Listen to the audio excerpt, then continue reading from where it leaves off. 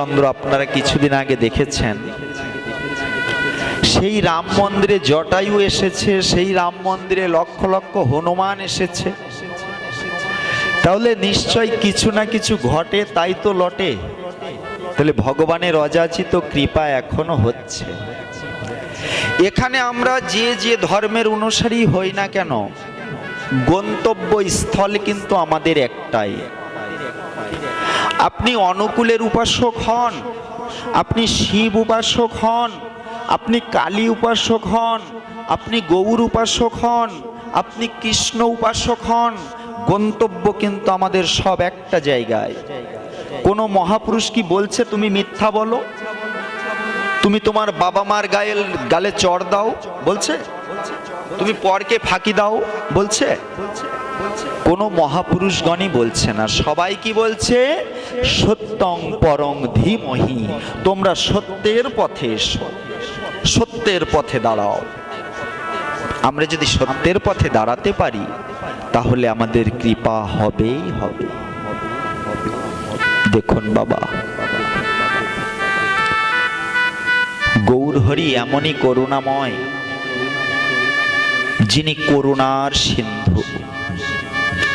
আপনারা এখানে অনেকেই আছে নবদ্বীপে গেছেন। নবদ্বীপ ধামেশ্বর মহাপ্রভু দর্শন করেছেন অনেকেই।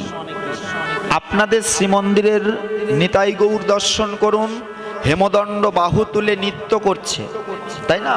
আপনাদের শ্রীমন্দিরের নিতাই গৌর। আর ধামেশ্বর মন্দিরের গৌরহরি হাত দুটো এমন করে দাঁড়িয়ে আছে। যেদিন এই গৌরকে বলা হয় বিষ্ণুপ্রিয়ার প্রাণনাথ গৌরাঙ্গ মহাপ্রভু, বিষ্ণুপ্রিয়ার প্রাণধন। যেদিন গৌরাঙ্গ মহাপ্রভু সন্ন্যাস নেবে, সেই দিন বিষ্ণুপ্রিয়াকে ডেকে বললেন, প্রিয়ে তুমি আমাকে একটু সাজিয়ে দাও না। আমি মাকে বলেছি, ঈশান দাদাকে বলেছি, আজকে আমার আর তোমার মধুচন্দ্রিমার রাত উদযাপন হবে। তুমি কত বলেছ তুমি আমাকে নিজে হাতে সাজাবে, আজকে একটু দাও না, তোমার মনের মতো করে আমায় সাজিয়ে প্রিয়ে। এই কথা শ্রবণ মাত্রই বিষ্ণুপ্রিয়ার বুঝতে বাকি রইল না যে আজকেই হয়তো আমার শেষ সাজানো। মহাপ্রভুকে সুন্দর করে মনের মাধুরী দিয়ে বিষ্ণুপ্রিয়া গৌরাঙ্গ সাজিয়ে দিচ্ছেন, নিজে হাতে মালা গেঁথেছেন, নিশীতে গলে মালা পরিয়ে দিয়েছেন। গৌরের সম্মুখে বিষ্ণুপ্রিয়া বসে বলছে, জানো গৌরহরি, এতদিন তোমায় দেখে কেমন যেন মনটা ভরে যেত, কিন্তু আজকে তোমায় দর্শন করে আমার যেন তৃষ্ণাটাই বেড়ে যাচ্ছে। আমি আমার চোখের পলক ফেলতে পাচ্ছি না প্রভু। প্রভু চলে তো যাবে আমি জানি, বিষ্ণুপ্রিয়া বলছে তুমি চলে যাবে, কেউ না জানুক, একমাত্র আমি জানি। কেন? আমি তোমার সহধর্মিনী, আমি জানি প্রভু তুমি চলে যাবে। প্রভু চলে যখন যাবে আমাকে কিছু দিয়ে যাবে না? আমি কি অবলম্বন করে বাঁচবো? মাগো, আপনাদেরকে আমার বাবারা হাত ধরে না ব্রাহ্মণ, তিল তুলসী, সূর্য নারায়ণ, আত্মীয় স্বজন সাক্ষী করে আপনাদেরকে এনেছে না? আনবার পরে কিন্তু আপনাদেরকে একটা অবলম্বন দিয়েছে, ছেলে বা মেয়ে দিয়েছে না, সন্তান দিয়েছে, সকল কিছু পরিপূর্ণ ঘর বাড়ি ব্যাংক ব্যালেন্স দিয়েছে। কিন্তু আজকে যে বিষ্ণুপ্রিয়ার কিছু অবলম্বন নেই। মহাপ্রভুর ব্যবহৃত দুটো খড়ম বিষ্ণুপ্রিয়াকে দিয়ে গেলেন, প্রিয়ে আমার তো দেবার মতো কিছু নেই, তাই তুমি এই খড়ম দুটো অবলম্বন করে তোমার জীবন অতিবাহিত করো। জানো প্রিয়ে, তুমি আর মা কাঁদবে ঘরে বসে, আর আমি কাঁদবো দেশে দেশে। আমার চোখের জলের বন্যা আর তোমাদের চোখের জলের বন্যায় সারা পৃথিবী প্লাবিত হয়ে যাবে। হরিনাম কৃষ্ণ নামের প্রেম বন্যা বহিয়ে যাবে। তুমি আমাকে আর মায়ায় বেঁধে রেখো না প্রিয়ে। এখনো সেই খড়ম দুটো, আপনারা যারা ধামেশ্বর মহাপ্রভু দর্শনে গেছেন দেখবেন ধামেশ্বর মহাপ্রভুর সম্মুখে রূপো দিয়ে বাঁধানো সেই খড়ম দুটো এখনো আছে। অনেকেই হয়তো সুযোগ পেয়েছেন মাথায় নেওয়ার। অযাচিত কৃপা গৌর হরির। অন্য জায়গায় গৌর হরি হেমদণ্ড বাহু তুলে নৃত্য করছেন, ধামেশ্বর মহাপ্রভু এমন ভাবে দাঁড়িয়ে আছেন। কেন? কৃপা দান করবেন বলে। কি কৃপালু গৌর হরি এমন ভাবে দাঁড়িয়ে আছেন কেন? কৃপা করবে বলে, প্রেম ভক্তি দান করবেন বলে নবদ্বীপে এখনো দাঁড়িয়ে আছে।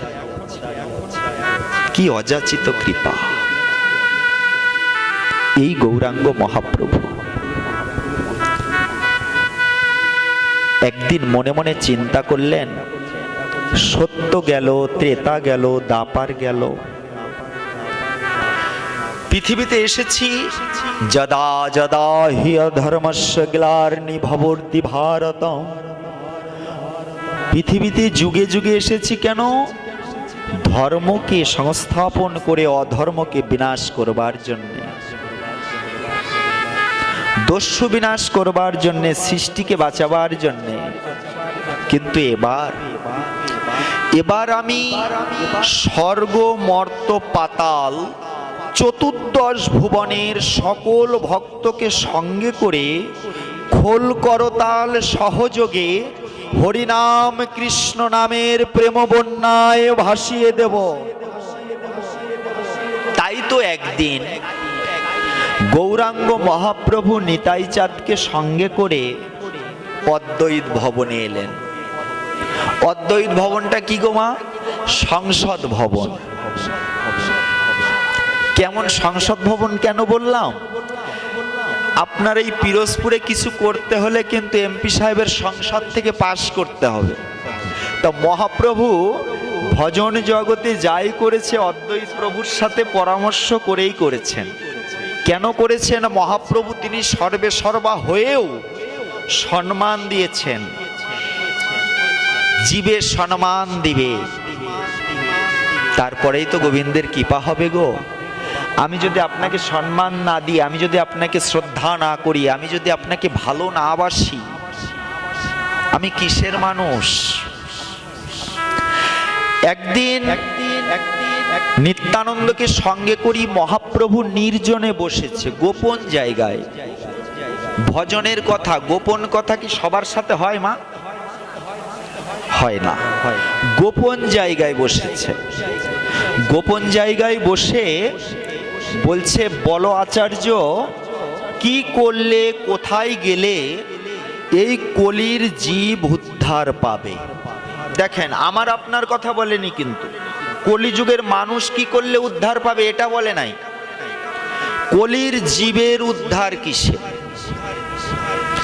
আচার্যদেব বললেন, প্রভু এর উত্তরটা আমি জানি না। কেন? আচার্যদেব মনে করলেন আমি যদি এই উত্তরটা দিই তাহলে কেউ মেনে নেবে না, তাই না? কেউ মানতে চাইবে না। তাই প্রভু তুমি তোমার বদন দিয়েই বলো। কি করলেন? মহাপ্রভু বললেন, দেখো আচার্য, কলিহত দুর্বাসা জীবের কাষ্ঠের উপরে প্রেম ঘি ঢেলে দিয়ে যজ্ঞ অগ্নিকে যদি প্রবল করতে পারো তাহলেই কলিহত জীব উদ্ধার পাবে। বুঝতে পেরেছেন?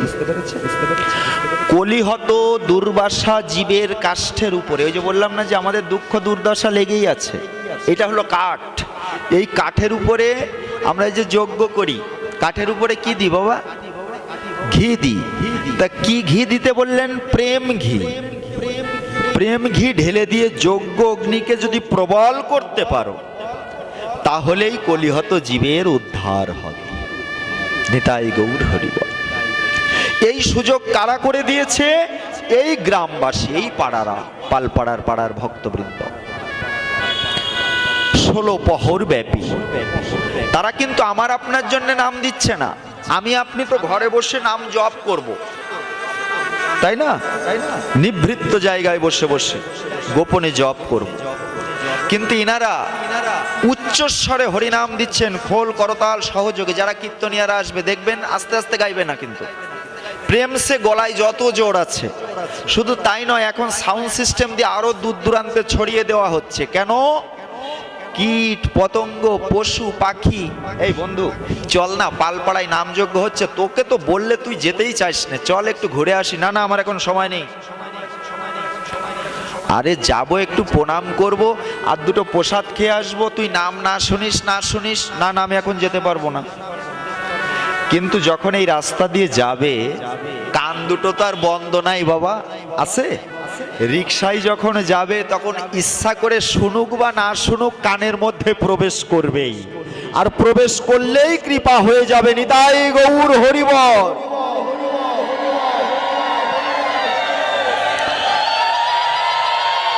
দেখেছেন?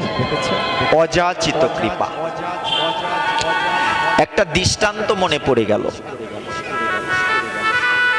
মা প্রচুর ভক্ত মানুষ, কিন্তু ছেলেটা ভক্ত না। অনেক সময় হয় বাবা, গাছ অনেক ভালো, কিন্তু যে কোনো কারণবশত শসা তিতো হয়ে যায় না? শসা গাছটা অনেক সুন্দর, কিন্তু ওই গাছের শসাটা খুব তিতো। কারণটা কি? নিশ্চয় আমাদের এলাকায় বলে যে চারার উপরে গাছ পড়লে নাকি তিতো হয়ে যায়। তা পিতামাতা ভক্ত, পিতামাতা সৎ, কিন্তু তাদের ঔরসের সন্তান অসৎ, কারণ তার অতিথিতে জন্ম হয়ে গেছে, তিথিটা ভালো ছিল না।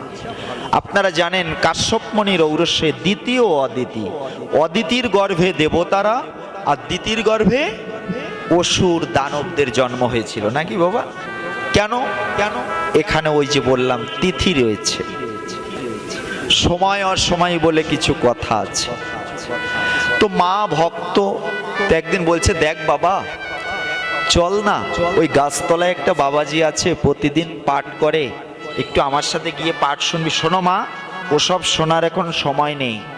সন্ধ্যার পরে বন্ধুদের সাথে অনেক জায়গায় যেতে হয়, অনেক কিছু খেতে হয়, যেতে পারবো না। চরিত্রটা অনেক খারাপ ছেলেটার, প্রাপ্তবয়স্ক যুবক। তো মায়ের নাছর বান্দা। তো একদিন ওই পাঠক ঠাকুরের কাছে গিয়ে বলছে, পাঠক ঠাকুর, আমার ছেলেটা না খুব অসৎ হয়ে যাচ্ছে দিন দিন, কি যে করি, আমার একটাই অবলম্বন, তার বাবা মারা গেছে, ছেলেটা আমার কথা শোনে না। পাঠক ঠাকুর বললেন, মা গো, যদি কোনো কায়দায় পারো তোমার ছেলেটাকে একবারের জন্য আমার কাছে নিয়ে এসো। মা তো নাছরবান্দা, চল খোকা, চল খোকা। ও খোকা, আমার একটা প্রশ্নের উত্তর দিবি? হ্যাঁ মা। 365 দিন তুই অসৎভাবে চলবি, চল, দুঃখ নেই, আজকে একটা দিন তুই আমার সাথে চল না খোকা, তোকে আর কোনোদিন বলবো না। ছেলেটা মনে মনে চিন্তা করলেন, 365 দিন 64 দিন নাই আমি আমার মতো চলবো, আজকে একটা দিন মা বলছে যাই, তাড়াতাড়ি চলে আসবো। পাঠক ঠাকুরের সম্মুখে বসেছে। বাবু, পাঠক ঠাকুর বলছে, ভালো তো? যেমন সভাপতি সাহেব আমি আসার সঙ্গে সঙ্গে, বাবাজি ভালো তো, বাসার সবাই ভালো আছে তো? আমরা তো এটাই আগে বলি নাকি? তো পাঠক ঠাকুর বলছেন, বাবু ভালো তো? শোনো পাঠক, এত ভালো মন্দ জানি না, কি বলবে আমাকে তাই বলো, বন্ধুদের সাথে আমার পার্টি আছে। দেখো বাবু, তোমার কাছে আমি একটা জিনিস চাইবো, দেবে? বলো কি চাও? বাবু তুমি আজকে নিশি আমার কাছে থাকবে। বলি বাহ, আজকে রাত তোমার কাছে থাকবে, এসব পেয়েছো কোথায়? আমি ওসব সাধু টাধু মানি না, আর তোমার কাছে আমি থাকবো কেন? তা বলছে, দেখো বাবু, তোমাকে কিচ্ছু করতে হবে না, তুমি চুপ করে আমার সম্মুখে বসে থাকবে, আজকের একটা রাত থাকো না। করজোড়ে বলছেন। মনে মনে ছেলেটা চিন্তা করলো, 365 দিন, 64 দিন তো আমি আমার মতো চলি। আচ্ছা বলছে থাকি, কিন্তু শোনো পাঠক ঠাকুর, তুমি যা বলবে আমি কিন্তু তা করতে পারবো না। আমি আমার মতো থাকবো, তুমি তোমার মতো থাকবে। ঠিক আছে বাবু, তুমি বসো।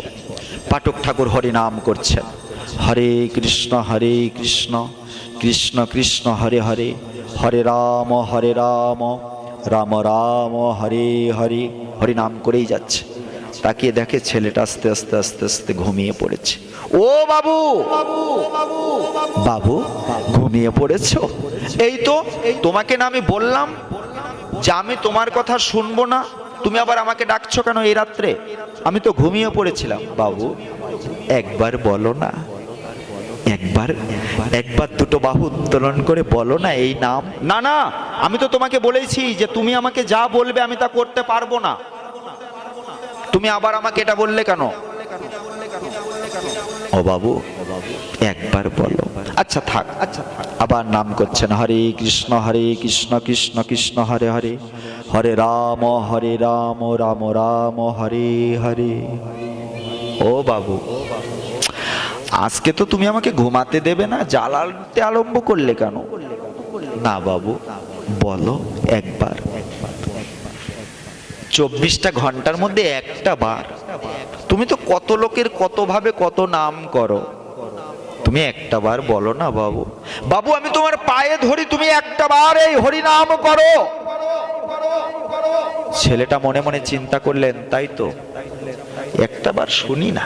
ঠিক আছে পাঠক ঠাকুর বলো, বলো হরে কৃষ্ণ কৃষ্ণ কৃষ্ণ হরে হরে, হরে রাম রাম রাম হরে হরে। আর বলতে হবে না তোমার। আস্তে আস্তে বিবাহ হলো, সন্তানাদি হলো, বার্ধক্য এসে গেল, ছেলেটা মারা গেল। চিত্রগুপ্ত খাতা উল্টাচ্ছেন। যমরাজ বলছেন, পেলে কিছু? না মহারাজ, এর জীবদ্দশায় কোনোদিন কোনো ভালো কর্ম করেনি। বলি বলো কি, পাগল নাকি? মানুষ কুলে জন্ম নিয়ে কিছু না কিছু ভালো কর্ম আছে, তুমি দেখো। কিন্তু ওই একবার হরিনাম করে সকালবেলায় ছেলেটা যখন চলে যাচ্ছে, পাঠক ঠাকুর কিন্তু একটা কথা বলে দিয়েছে। ছেলেটাকে ডেকে বলছে, বাবু যদি কেউ কোনোদিন শোনে, তুমি বলবে একবার হরিনাম করলে কি হয়। ঠিক আছে বলে ছেলেটা চলে গেছে। এদিকে মারা গেল, বয়স হয়ে গেল। কি হলো মা? আস্তে আস্তে আস্তে আস্তে চিত্রগুপ্ত খাতা খুলতে খুলতে বলছে, মহারাজ একটা দিন সাধু সঙ্গ করেছিল আর একটা বার হরিনাম করেছিল। তাহলে একটা কাজ করো চিত্রগুপ্ত, পুণ্যের ভাগটা তো অল্প, তাই ছেলেটাকে পুণ্যের ভাগটাই আগে দাও, পাপের ভাগটা পরে দেওয়া যাবে। যমরাজের কাছে এসেছে, যমরাজের সম্মুখে দাঁড়িয়ে, তো চলো তুমি পুণ্যের ভাগ নেবে। তা বলছে, মহারাজ পুণ্যের ভাগ তো নেব, আমার একটা প্রশ্নের উত্তর দিতে হবে, তারপরে আমি ভাগটা নেব। বলো। যমরাজ বলছেন, একবার নাম নিলে কি হয়? যমরাজ চমকে উঠলেন, এ কি? আমি ধর্মরাজ, কিন্তু এটা তো আমি জানি না যে একবার নাম নিলে কি হয়। নারদকে ডাকি। যে নারদ বিনা যন্ত্র করে করি 24 ঘন্টা নারায়ণ নারায়ণ ধ্বনি করে, হরিনাম করে। দেবর্ষি আসলেন। বলো দেবর্ষি, একবার নাম নিলে কি হয়? দেবর্ষি চমকে উঠলেন, এ কি? আমি তো সদা সর্বক্ষণ নাম করি, কিন্তু একবার নাম নিলে কি হয় এটা তো আমি জানি না। দেবর্ষি বললেন, মহারাজ এটা আমি জানি না। তাহলে চলুন আমরা ব্রহ্মার কাছে যাই। ব্রহ্মার কাছে এলেন, বলুন ব্রহ্মাজি একবার নাম নিলে কি হয়? ব্রহ্মাজি বললেন, দেখো যমরাজ, আমি তো 4 বদনে নাম করি। ব্রহ্মার কয়টা মাথা? 5টা। মাগো, ব্রহ্মার 5টা মাথা, তাই না? 4টে মাথা। তো ব্রহ্মা 4 বদনে হরি নাম করে, কিন্তু একবার নাম নিলে কি হয় এটা জানে। ব্রহ্মা বললেন, আমি এটা জানি না, চলো আমরা একটা কাজ করি। কোথায়? আমরা ভোলানাথের কাছে যাই। ভোলানাথ ধ্যানস্থ আছেন, হরি নাম করছেন। যমরাজ গিয়ে বললেন, দেবাদিদেব কৃপা করে বলুন একবার নাম করলে কি হয়? দেবাদিদেব চমকে উঠলেন, এ কি? আমি একবার নাম করি, কিন্তু সেই নাম বের হয় তো 5 বদনে। ভোলানাথের কয়টা মাথা? 5টা মাথা, 55। তো ভোলানাথ 5 বদনে হরি নাম করে, কিন্তু 1 বদনে করলে, একবার করলে কি হয় এটা জানে না। এটা আমি বলতে পারবো। চলো যার নাম আমরা তার কাছে যাই। বাবা এবার ওই ছেলেটা কি বলছে জানেন? যে শোনো, অনেক দূর থেকে হাঁটিয়ে এনেছো, আমি আর হাঁটতে পারবো না। আমাকে যদি ওই বৈকুণ্ঠ লোকে নিয়ে যেতে হয়, হয় তোমাদের কাঁধে করে নিয়ে যেতে হবে, নাই পালকিতে করে নিয়ে যেতে হবে, আমি আর হাঁটতে পারবো না, কিন্তু যেতেই হবে। কি করলেন? দেবর্ষি নারদ, ব্রহ্মা, যমরাজ, দেবাদিদেব এবং চিত্রগুপ্ত 5 জন ওই ব্যক্তিকে উঁচু করে নিয়ে বৈকুণ্ঠ লোকে উপস্থিত। জয় ভগবান শ্রীহরির জয়। ভগবান বললেন, তোমরা এত তাড়াতাড়ি, এত সকলে মিলে কি ব্যাপার? কোনো সমস্যা হয়েছে কিনা? তো বলছে, না প্রভু, তুমি একবার বলো একবার নাম নিলে কি হয়? যার নাম তার কাছেই গেছে। যমরাজ বললেন, একবার নাম নিলে কি হয় তোমরা বুঝতে পারোনি? তা বলছে, না, সেই জন্যই তো তোমার কাছে আসা। ব্রহ্মার কাছে গেলাম, নারদের কাছে গেলাম, দেবাদিদেবের কাছে গেলাম, হলো না। তো বলছে, একবার তোমাদের দিকেই তোমরা তাকিয়ে দেখো, একবার নাম নিলে কি হয়। একবার নামের এমনই দাহিকা শক্তি, যেটা ব্রহ্মা জানে না, শিব জানে না, নারদ জানে না, যমরাজ জানে না, কিন্তু তারাই তাকে কোলে করে সেই শ্রীহরির বৈকুণ্ঠ লোক দর্শন করাতে নিয়ে এসেছে। এর থেকে আর কি কৃপা হতে পারে? নিতাই গৌর হরিবল। একবার নামের কৃপা, এর থেকে আর কি হতে পারে? তাই না? তাই তো বলছে, একবার নাম নিলে যত পাপ হরে, জীবের সাধ্য নাই তত পাপ করে। ডাকার মতো তাকে ডাক। তুমি যদি আমাকে ডাকার মতো ডাকতে পারো, ভগবান বললেন, আমি তোমার দুয়ারে উপস্থিত হব, আমি তোমার ভার বহন করব। বাবা, তাকে তো ডাকা চায়, তাকে তো ভালোবাসা চায়। আমরা যদি কায় মনোবাক্যে আকুল হয়ে, ব্যাকুল হয়ে তাকে ডাকতে পারি, সে কৃপা করবে। তিনি অযাচিত কৃপাকারী, কৃপা করতে বাধ্য। আপনারা জানেন, আপনারা বামন দ্বাদশী পালন করেন তো? একাদশীর পরে একটা দ্বাদশী পরে, মহা দ্বাদশী, যেটা বামন দ্বাদশী। ভগবান বামন দেবের আবির্ভাব হয়েছিল। কেন হয়েছিল জানেন? যেমন এই নামযজ্ঞের কথাই বলি, এমন এমন ব্যক্তি আছে, সভাপতি, সেক্রেটারি, ক্যাশিয়ার বাবাদের কাছে কিছু পয়সা দিয়ে ওই চায়ের দোকানে বসে বসে আরে বড় বড় অহংকারের কথা বলবে।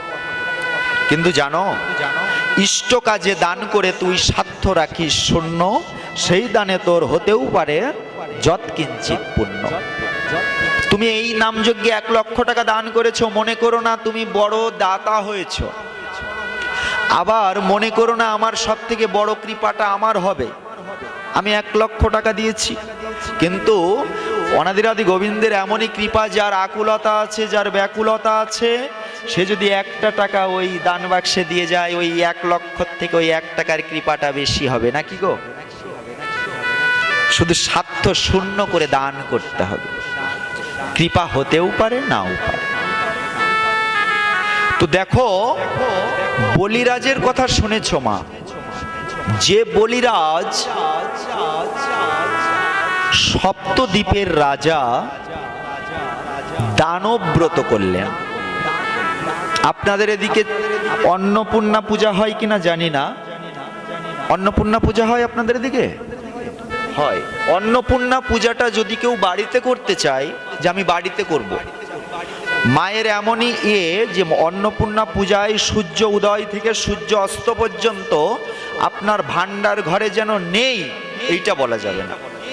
এত পরিমাণ পর্যাপ্ত জিনিস রাখতে হবে, কেউ যেন অভুক্ত হয়ে ফিরে না যায়।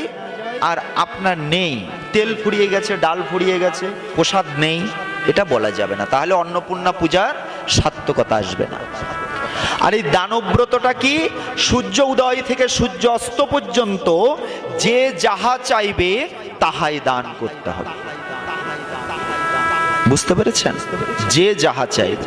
এই যে আপনারা পাঠ শুনছেন, পাঠ শেষে যদি বলি আপনাদের 50 টাকা করে দিতে হবে, এই যে আমি আপনাদের কাছে চেয়েছি, দিতেই হবে। এমন ভগবান মনে মনে চিন্তা করলেন, বলি তোমার অহংকার হয়েছে তাই না? তুমি দানব্রত করছো, যে যাহা চাইবে আমি তাহাই দান করব বলি, তুমি যা দান করছো ওগুলো তো সব আমার, এগুলো তোমার বলে কিছু নেই। আচ্ছা নাকি বাবা? এই যে আপনি বাড়ি করেছেন, গাড়ি করেছেন, দোকান করেছেন, ব্যবসা করছেন, সব সে দিয়েছে, আপনার করার কিচ্ছু নাই। আপনি এখান থেকে প্রসাদ পেয়ে বাড়ি যাওয়ার ক্ষমতাও আপনার নাই।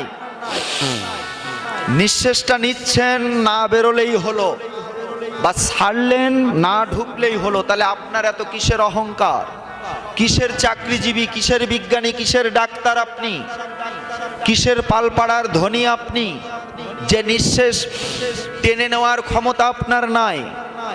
অর্থাৎ সেটা ভগবান দিচ্ছে তাই। তো বলিরাজকে পরীক্ষা করতে আসলেন ভগবান। ভগবান বামন রূপ ধারণ করলেন, অর্থাৎ যাকে আমরা বামন বীর বলি। বামন অবতার হলেন, খুব বেটে একটা মানুষ।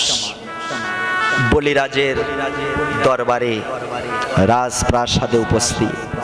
বলি, আসুন ব্রাহ্মণ আসুন, কৃপা করে আপনি আমার রাজ্যে চরণ ধুলি দিয়েছেন, আমাকে ধন্য করেছেন, আসুন আপনি কি চান আমি আপনাকে তাহাই দান করব। জানেন আমি দানব্রত করছি। বলি, তুমি দানব্রত করছো, দান দেবে? তাহলে তাহলে আমি যাহা চাইবো তুমি তাহা আমাকে দেবে বলো? হ্যাঁ ব্রাহ্মণ, আপনি যাহা চাইবেন আমি আপনাকে সেই দানই দান করব। সঙ্গে সঙ্গে বামনদেব হাতে ছিল কুমণ্ডল, জল ঢেলে দিচ্ছেন হাতে। দেখেছেন গুরু কাহাকে বলে? দেখুন, আমার মতন পেটুক গুরু হলে তো হবে না গো।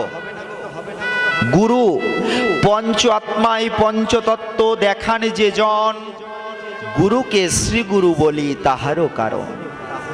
আমাকে যদি এই ভব সমুদ্র থেকে নাই টেনে তুলতে পারলো, তাহলে সে কিসের গুরু হলো গো? তাই না? তাই না? তাই না? আমি তো হাবুডুবু খাচ্ছি ভব সমুদ্রে, এর থেকে যদি আমাকে উত্তোলন করতে না পারলো, তাহলে সেটা সাজা গুরু হয়ে গেল। পাশে ছিলেন গুরুদেব। গুরুদেব বুঝতে পেরেছেন এটা অন্য কেউ নয়, বামন রূপে ভগবান এসেছেন বলিরাজকে পরীক্ষা করতে। কিন্তু আমি যদি বলিরাজকে এখন না বাঁচাই, তাহলে বলির বিনাশ অবধারিত। সঙ্গে সঙ্গে গুরু শুক্রাচার্য কীট রূপ ধারণ করে কুমণ্ডলীর নলের মধ্যে প্রবেশ করলেন। জল ঢালছে কিন্তু জল পড়ছে না, নলটা আটকিয়ে দিয়েছেন একটা কীট হয়ে গিয়ে। জল না পড়লে তো প্রতিজ্ঞা হবে না। পাশেই ছিল একটা কুশ খড়, অর্থাৎ কেশে বলে আমাদের ওদিকে, আপনাদের দিকে কি বলে জানি না, কেশে বা কুশ খড়। এই কুশ খড় দিয়ে নলে আঘাত করলেন। আর যেই না আঘাত করলেন, গুরুদেবের ডান চক্ষুটা অন্ধ হয়ে গেল। বলি, তোকে আর বাঁচাতে পারলাম না, এবার তোর বিনাশ অবধারিত। বলি, তোর দান করবে। বলিরাজ বললেন, ব্রাহ্মণ, আপনি যাহা চাইবেন আমি তাহাই দান করব। বলো বলি, তুমি আমাকে ত্রিপাদ ভূমি দান করবে? হ্যাঁ ব্রাহ্মণ, আমি আপনাকে ত্রিপাদ ভূমি দান করব। বলিরাজ মনে মনে চিন্তা করলেন, একেতে বেটে বাহন, তার আর পা কতটুকুই বা বড় হতে পারে, তা 3 পা জায়গা, সেটাই বা কতটুকু জায়গা। আমি হাজার হাজার লক্ষ লক্ষ বিঘার মালিক, আর এই 3 পা ভূমি দিতে পারবো না। দাও বলি, তুমি আমাকে ত্রিপাদ ভূমি। ঠিক আছে ব্রাহ্মণ, আপনার যেখানে খুশি আপনি সেখান থেকেই ত্রিপাদ ভূমি বেছে নেন। আরো অহংকার হয়ে গেল। বলি সঙ্গে সঙ্গে ডান পদটা তুলে দিলেন, স্বর্গরাজ্য সব দখল হয়ে গেল। বাম পদটা দিয়ে দিলেন মর্তে, পাতালাদি মর্ত দখল হয়ে গেল। বলিরাজ চমকে উঠলেন, এ কি, বেটে ব্রাহ্মণ কিন্তু তার পদ এত বড়।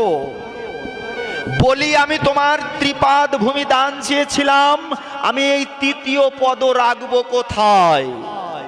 অর্থাৎ 3 নম্বর পাটা রাখবো কোথায়? মানুষের 3 পা হয় বাবা, বলিরাজও তো তাই ভেবেছে। সঙ্গে সঙ্গে নাভিমূল দ্বারা একটা পা বের করে দিয়েছে। বলো বলি, এই পাটা রাখবো কোথায়? বলিরাজের স্ত্রী দূরে দাঁড়িয়ে এটা দর্শন করে দৌড়ে এসে বলছে, স্বামী, সুযোগ যখন পেয়েছো, জানো স্বামী, দেবের দুর্লভ দেবতারা যার চরণ চায়, অনন্ত কোটি গন্ধর্ব ঋষিগণ যুগ যুগ সাধনায় থাকে যার কৃপা পাবে বলে, জানো স্বামী, আজ সে এসেছে আমাদের গৃহে। যদি পারো তোমার মস্তকটা এগিয়ে দাও, ওই 3য় পদ তোমার মাথার পরে রাখুক স্বামী, অন্য কোনো জায়গা দিও না। যদি পারো তোমার এই মাথাটা পেতে দাও। বলিরাজ মাথাটা পেতে দিয়েছে, 3য় পদ মাথার উপরে রেখেছে। মা, এহেন লীলা দর্শন করে করুণা ঘন বিগ্রহ ভগবান বলছেন, বলি রে, আই বলি, একবার আমার কাছে আয়। বলি, আমি মনে করেছিলাম তুই অহংকার করে দানব্রত করছিস, কিন্তু বলি আমি এসে যা দেখলাম, তোর এত ভক্তি, এত দীনতা। বল বলি, তুই আমার কাছে কি চাস? ভক্ত কি চাই বাবা? বলিকে বলছে, বল বলি, তুই আমার কাছে কি চাস? দয়াময়, আমি তোমার কাছে কিছু চাই না প্রভু। না না বলি, আমি তোর রাজত্ব দিই।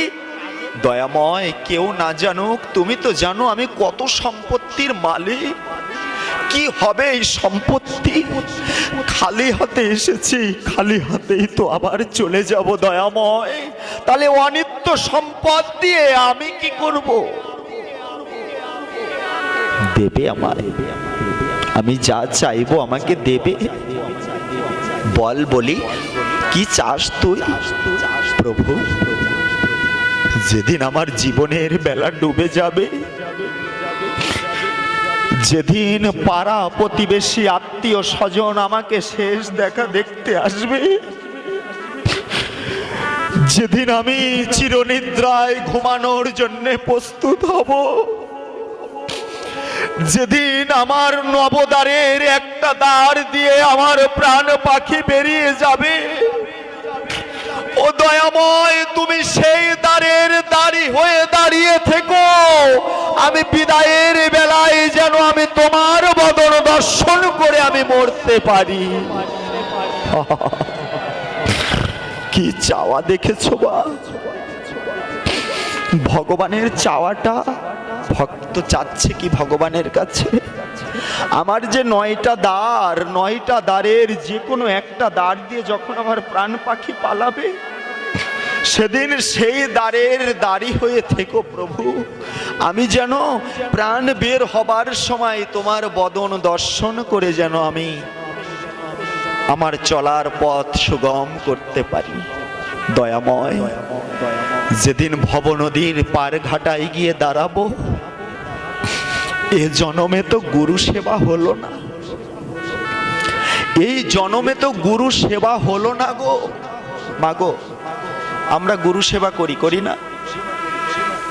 গুরুদেব বাড়িতে আসলে 500-1000 টাকা দিয়ে দিলাম, একটু ছানার রসা সোয়াবিনের বড়ি খাওয়ালাম, ঐশী মিষ্টান্ন ভান্ডার থেকে রসমালাই এনে খাওয়ালাম, বাবাজি আবার আসবেন, হয়ে গেল, তাই না? বাবা, গোবিন্দ সেবা অত্যন্ত কঠিন না, খুব সহজ, কিন্তু গুরু সেবা খুব কঠিন। তাই বলছে না, কৃষ্ণ রুষ্ট হলে গুরু রাখিবারে পারে, আর গুরু রুষ্ট হলে কৃষ্ণ রাখিবারে না রে। ভগবান গীতাতে বললেন, হে অর্জুন, আমি আচার্য মাং, আমি আচার্য রূপে, গুরু রূপে আমি আবির্ভূত হব। তাহলে গুরু অন্য কেহ নয়, তাই না? আসলে কি জানো মা, একেতে কলিযুগ, তারপরে আমরা যতই দিন যাচ্ছি ততই আমাদের পিছিয়ে যাচ্ছি। আমাদের কয়জনের মনে বাসনা জাগে যে একটু সাধু আসুক আমার বাড়িতে? সাধু কিন্তু নিজের কর্ম সম্পাদনের জন্য পরঘর যায় না গো, পরের মঙ্গলের জন্যই কিন্তু পরের ঘরে যায়। দেখবে অনেক সাধুরা আছে, আমি মুখ্য সূক্ষ্ম মানুষ মা, কিন্তু অনেক বড় বড় সাধু পাঠক আছেন, তারা অনেক পড়াশোনা করেছে কিন্তু চাকরি বাকরি করেনি, এই পথে নেমে গেছে। কিন্তু এই পথে 200-500 টাকা ইনকাম না করে সে চাকরি করলে কিন্তু অনেক টাকা মাইনে পেত, কিন্তু সে সেটা ভাবেনি গো। সে ভেবেছে আমার যে মনুষ্য জনম, এটা আমাকে সার্থক করতে হবে, নিজে ধর্ম করলে হবে না গো, আরো 2-5 জনকে সাথে নিতে হবে। আমি একা একা ধর্ম করলাম, কাউকে উদ্বুদ্ধ করলাম না, এমন ধর্ম করে হবে না। তাই তো বললেন, ব্রহ্মাণ্ড ভ্রমিতে ভ্রমিতে কোন ভাগ্যবান জীব গুরু কৃষ্ণ প্রসাদে পায় ভক্তিলতা বীজ। সবার কথা বললেন না, কিন্তু সবার কথা বলেনি গো, কোন। তাই সময় থাকতে থাকতে আমাদের ভজনের পথে আসতে হবে।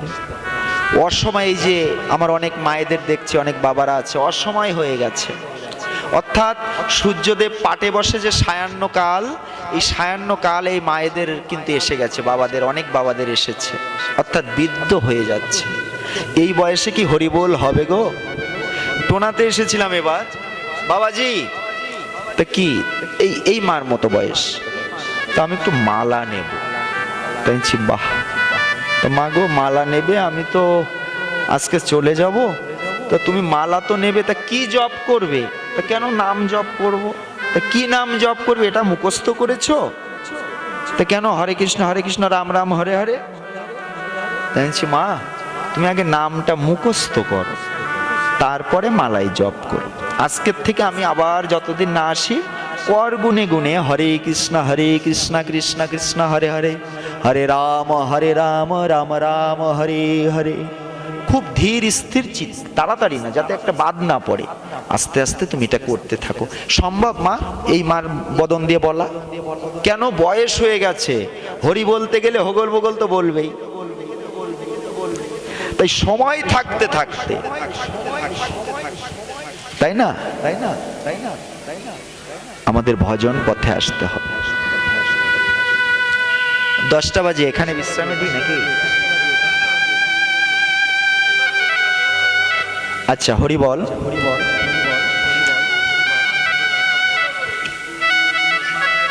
আপনাদের আমি একটা জিনিস অনুরোধ করব, এই দেখেন, কিছু না হলেও পেশার সঙ্গে অধিষ্ঠিত আছে, সামনে কিন্তু আমাদের এইখানে সাধারণত উনি ভাগবত পাঠ করেন। আজকে আমাদের 4 দিনের অনুষ্ঠানের ভিতর আজকের অনুষ্ঠানটা কিন্তু শ্রীমৎ ভাগবত পাঠ। আমি ওইটাই যাচ্ছি। দ্বাদশটা স্কন্ধ ওইটাই যাচ্ছি। বললেন আমি 9টার সময় এখানে আসছি। এই ভাগবত কিন্তু অন্য কোনো দিন শুনবে না, আজকে দিন। কিন্তু আপনাকে আমি অনুরোধ করবো, যেহেতু আপনি বেশাসনে অধিষ্ঠিত আছেন, জলটাকে ভাগবতের 12টি স্কন্ধের ভিতর আপনার যেটা ভালো আপনার অধিকার আছে, জানা আছে, সেইটা আলোচনা করবেন।